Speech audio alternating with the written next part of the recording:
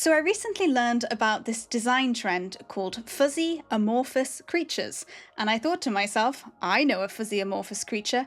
My co-host, Chutney, a stuffed toy hedgehog, who is a character in my imaginary world. So, what is a fuzzy amorphous creature? So I learned about this from a video by the channel Kittle Design in their 2026 design trends video. And basically they're creatures that can be kind of blob-like or abstract, normally perhaps drawn in spray paint or with gradient.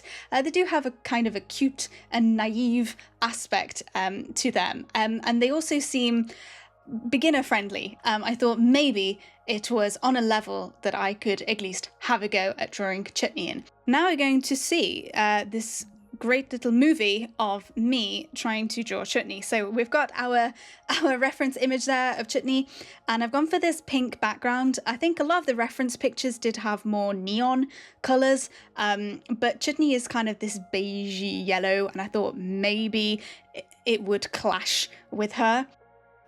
So here I'm just drawing her. I'm using the sort of default spray paint brushes in Procreate.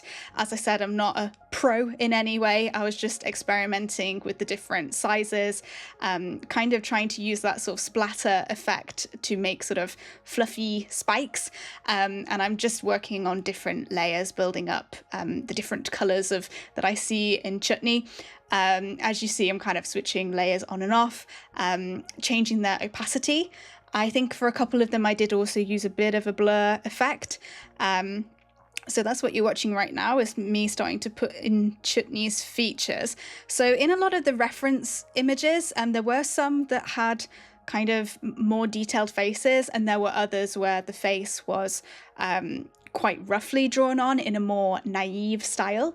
At least for mine, I went for, I suppose, a bit more lifelike. I don't know, lifelike's not the right word, but I decided not to go for something particularly bold. I went for a kind of delicate face, and I like to add these little rosy cheeks on Chutney, even though she doesn't have rosy cheeks. I imagine that she does.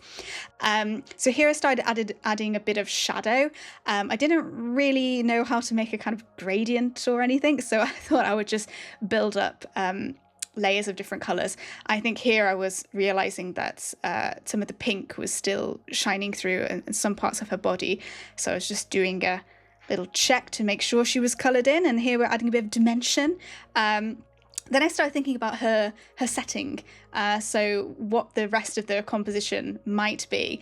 And yeah, I started adding in a bit of a brighter pink, trying to capture a bit more of the sort of almost graffiti neon style that I saw in some of the images.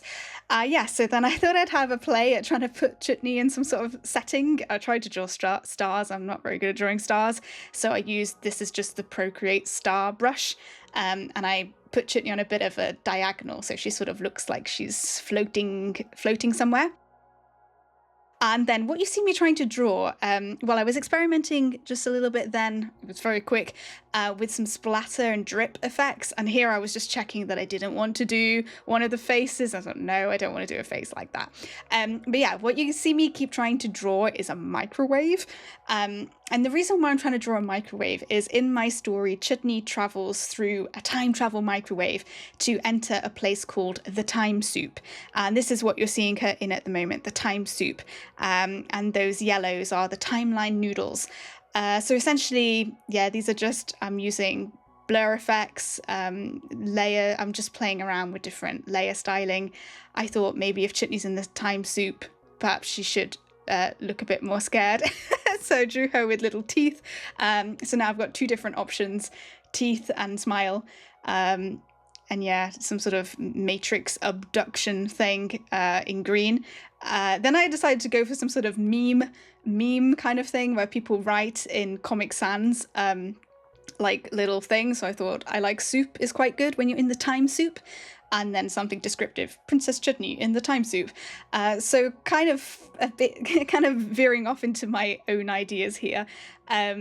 But yeah, here I'm just experimenting. I realized that with the different layer effects, actually I could make many different types of image, and I was very excited by these neon green, and she was glowing and she was pink, and yeah, this is very exciting for me, at least, to kind of do one piece of writing, of drawing, and then be able to get all these different versions. So I did, yeah, different versions of Chutney in the time soup, existential crisis Chutney, Chutney in a green jelly. I think this one is quite, yeah, exactly. It has potential.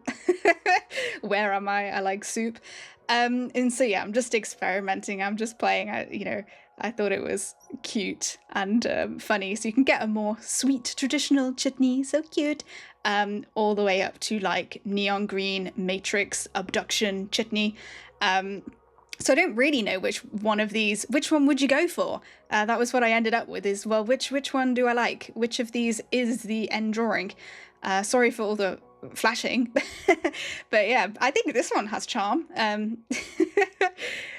Glowing Chutney is quite sweet, sort of like a prophet, some sort of religious spiritual figure. Yeah, so that's the sort of drawing. So I hope you enjoyed going on that little wild experimentation with me, and let me know if you like this kind of video.